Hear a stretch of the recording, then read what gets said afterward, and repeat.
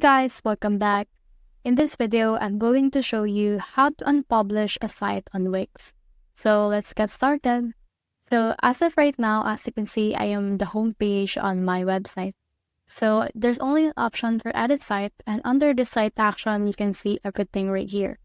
But what we can do in order to unpublish it is to just scroll down on our left sidebar, click on settings right here. Now, once we have clicked on settings, we can see all of the settings that we have on our website. So there's e-commerce settings, tax, shipping, all of that. But what we need to click on is this website settings. So click on the website settings, and then once you have done that, you can see that your site is published. So in order to unpublish that, what you can do is just click on this unpublish right here, and then click on unpublish again. And then this will load your Wix dashboard. And on your settings, you should be able to see an unpublished option status.